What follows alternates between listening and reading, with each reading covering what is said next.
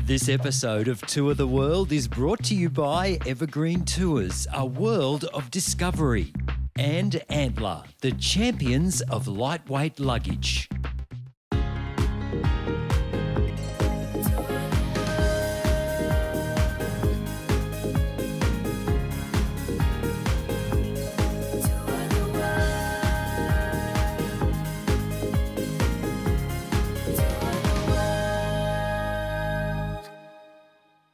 Bonjour and welcome to Tour the World. Real people, real travel experiences. Now this week we are in the amazing French-Canadian city of Quebec for part 2 of our journey across Canada with Evergreen Tours. It's amazing. This is Capitals and Eastern Canada.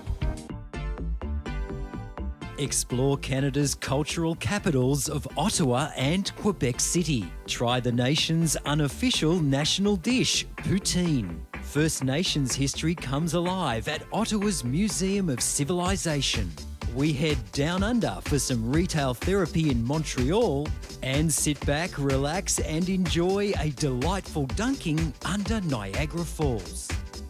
Our 8-day tour of Canada's East starts in mighty Toronto and includes a day trip to fabulous Niagara Falls.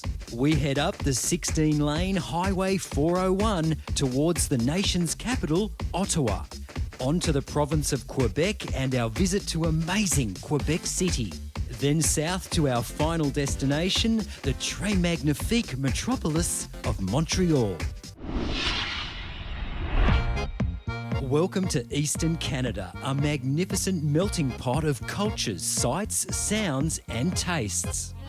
This extraordinary tour takes in 4 of Canada's greatest cities, all with something very different to offer.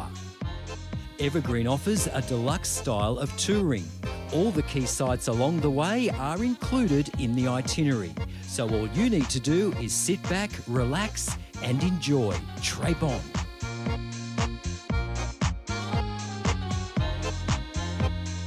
And we're on tour, so let's check in with our tour guide.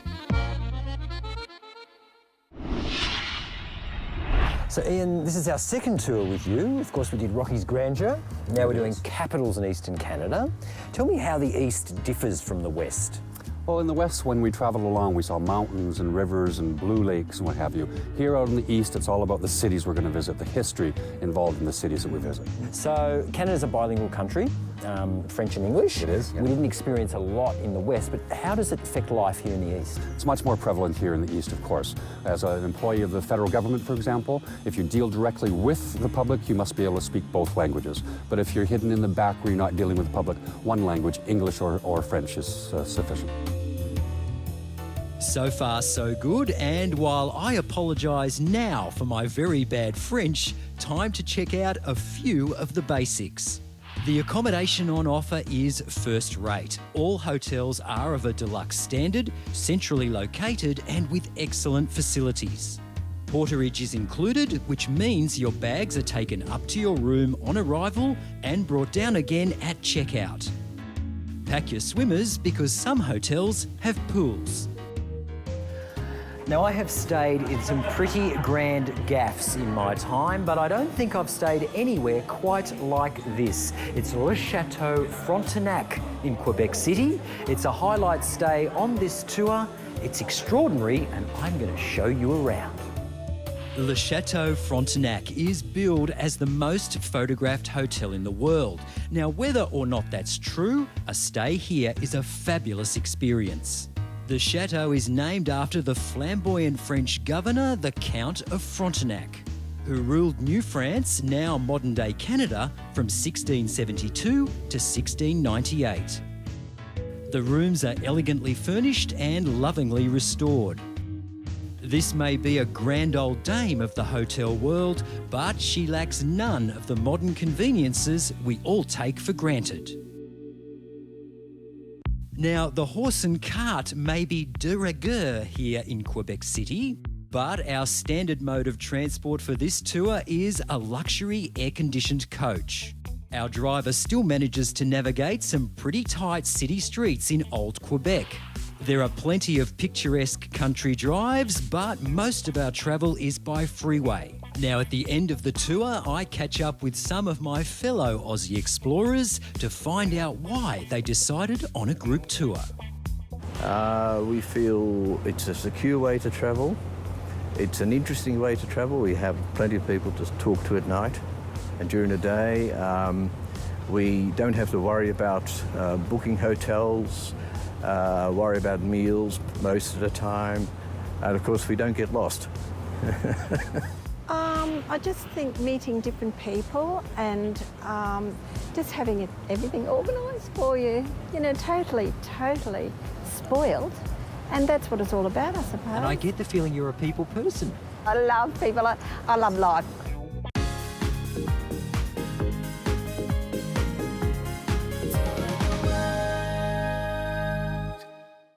Now, this tour of Canada's East offers a very urban experience. It's a chance to explore some of Canada's most fascinating cities. Now, there are quite a few two-night stays along the way, so lots of time to do your own thing, but lots of included activities. And here's a look at Ottawa, Montreal and Quebec City.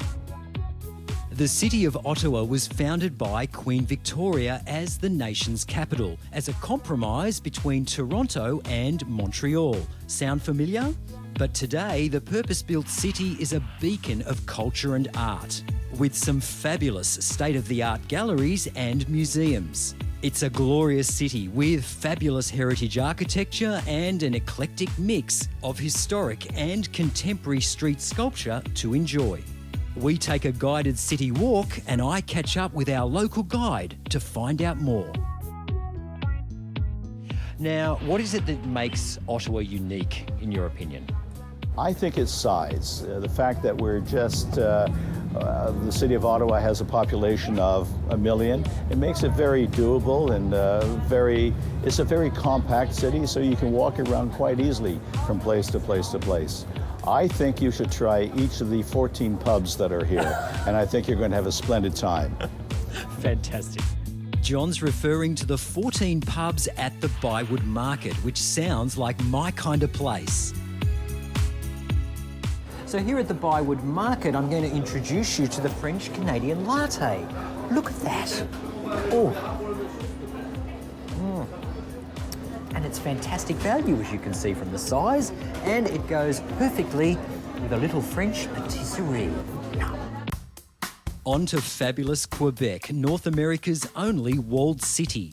This is the heartland of French Canada, a perfectly preserved Francophile stronghold, where the oldest buildings date back to the 1600s and French is the fiercely protected first language. We enjoy a guided city walk with a local guide and learn some of the history of this enchanting city. Okay, Quebec City was established in 1608, so 405 years ago, and was completed. This big wall that's surrounding our historic district was completed during the British regime. Joie de vivre for us is so important because, first of all, we have 4 distinct seasons with different atmosphere, colors, different type of sport taking place in those seasons, and people are used to the outdoor, good quality of the environment, and we are celebrating most of the time.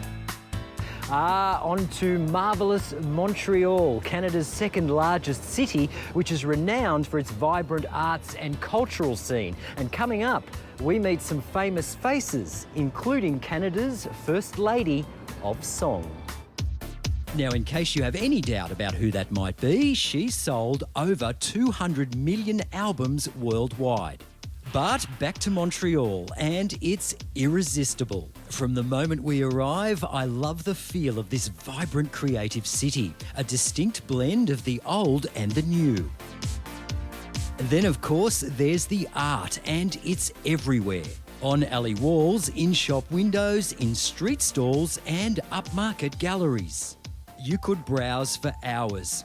Check out the Rue des Artistes off Place Jacques Cartier for street art, which will make a wonderful souvenir of your trip. And while you're at it, why not sit for a souvenir portrait? They're lots of fun, and I'll show you the results a little later. Now, we promised you some famous faces, and here they are, courtesy of the newly opened Musée Grevant. The original Waxworks Museum of the same name opened its doors in Paris back in 1882. This franchise is a lot of fun, and the faces are surprisingly lifelike, including Hollywood actors, pollies and rock stars. And this is as close as we get to Celine Marie Claudette Dion, born right here in the province of Quebec. The third highest selling female recording artist of all time occupies pride of place at the museum. Visit in your free time.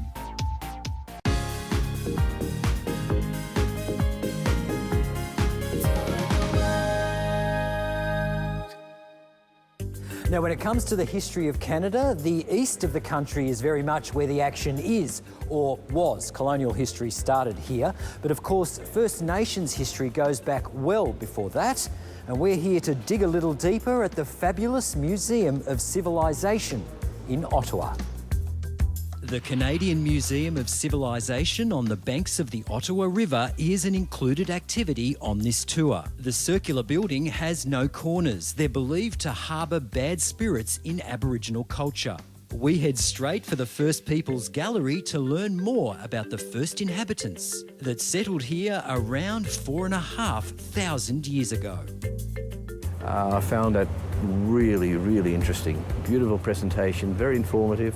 Presented in a way that really kept you intrigued and involved to see how well the Canadians have learned to integrate First Nation ideals and ideas and their lifestyles and have accepted the differences.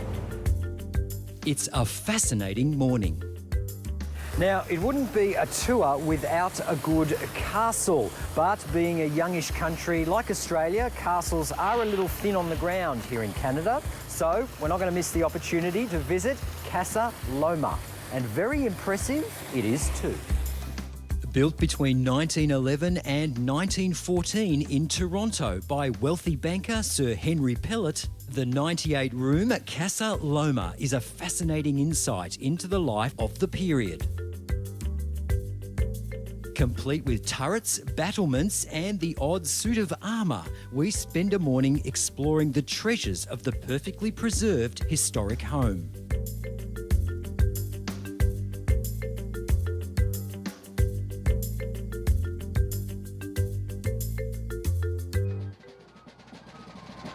Canadian colonial history was marked by many battles between the French, the British and the newly united United States.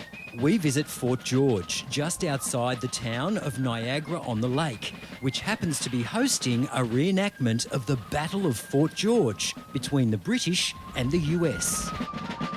So in May of 1813, on May 25th, the United States launched a bombardment against Fort George that basically blew the fort to smithereens. They burned it right to the ground. And 2 days later, on May 27th, 1813, was the Battle of Fort George, where the Americans crossed. They outnumbered the British almost 5-1. And after a very brutal fight, the British put up a heck of a fight. At one point, an American officer commented the fighting was rapid and destructive for over 30 minutes at no more than 15 yards. They were that close. So numbers be as they may, the British retreat. They're pushed off the field, retreat out of Niagara all the way back up to Burlington, and Niagara becomes property of the United States of America, and they actually hold it from May until December of 1813.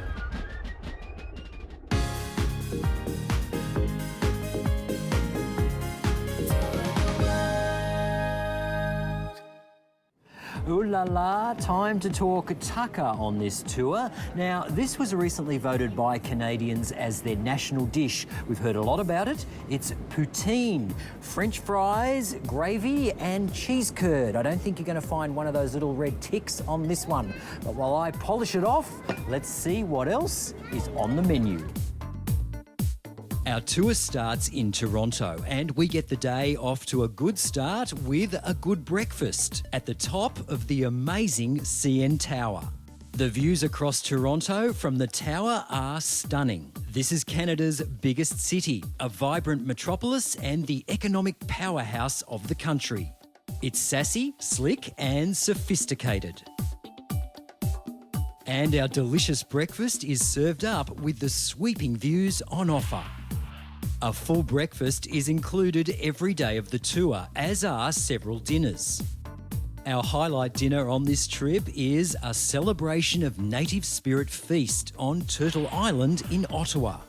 The evening begins with a tour of the native village and a presentation on early life of the First Peoples in the area.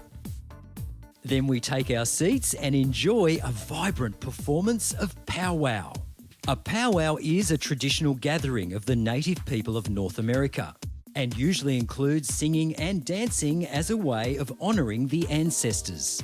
A modern powwow can take from 1 to 4 days and is still an integral part of First Nations life. The powwow ends with a friendship dance. In Quebec City, I learned more about Quebecois cuisine at Aux Ancients Canadiens. Tonight you'll have a Lac Saint-Jean meat pie. It's a game meat pie coming from the Lac Saint-Jean. It's an area northeast of the St. Lawrence River where it's known for all the games you can hunt there. And our chef who started here 30, 40 years ago, he's from Lac Saint-Jean, so it's really a Lac Saint-Jean recipe coming to Quebec. Usually, because it can change depending on the arrival of meat we can have, there is elk, deer, bison, beef and pork with diced potatoes. Oh, that's really, really good. Thank you. That is absolutely delicious. Yum. Thanks very much for having us, Martin. Pleasure. Cheers. Cheers. Or should that be Santé?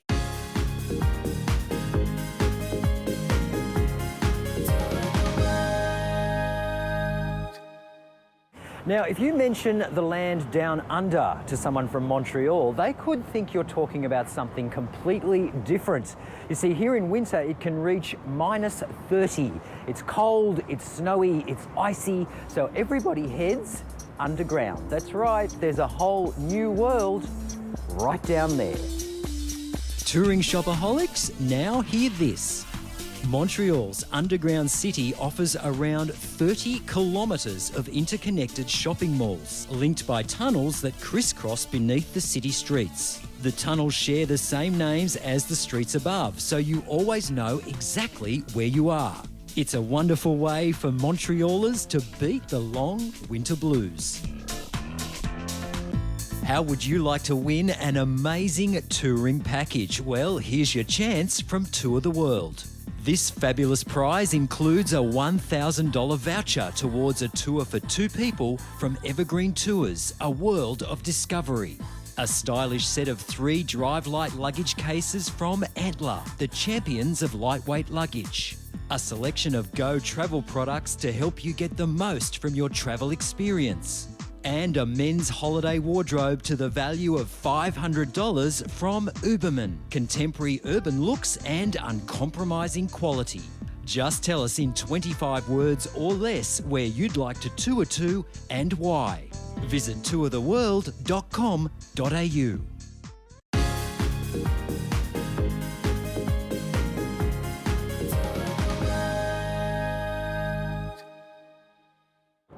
Now, despite the hustle and bustle of this tour, there are plenty of opportunities to relax along the way, including this amazing day trip to the incomparable Niagara Falls. It's the honeymoon capital of the world. Now, this is something I've always dreamed of doing, visiting the icon of North American popular culture, Niagara Falls. Now, Niagara is not the biggest waterfall in the world. That honour goes to Victoria Falls in southern Africa. But it certainly is very impressive. Now, after a slight disagreement with my Smurf poncho, I'm ready for the journey out to the falls on board the amazing Maid of the Mist. Now, as I said, they don't call this the honeymoon capital for nothing. And just as we're about to take the plunge, someone beats us to it. It's a marriage proposal from one of our group. And let's just say our bride-to-be is a little embarrassed at having to share her special moment with a boatload of total strangers. What's the most important part of travelling for you? Having fun. yeah, enjoying yourself, not getting too bogged down with heavy stuff. It's all about having fun and enjoying yourself. What are you going to take away from this experience, do you think? I want to do it again. Simple as that. I'd love to do it again, but I don't suppose I ever will. That was probably my one chance of spending a decent amount of time overseas. And is it everything that you dreamt it would be? Oh, more than, yeah. It was just absolutely wonderful, worth every penny of it. And the organisation has been terrific. Majority of the hotels have been fantastic. Food's been great. What more could you ask for? Now, if you think this tour ticks all the boxes on your holiday checklist, then call Evergreen Tours or go online to evergreentours.com. For more episodes of Tour the World, visit our website or track us down on Facebook. Well, they say a picture paints 1,000 words, and we are putting the finishing touches to this episode of Tour the World. We hope you've enjoyed this journey across Eastern Canada, and we look forward to seeing you, Tour the World, again with us next time. Not bad, huh? See you then.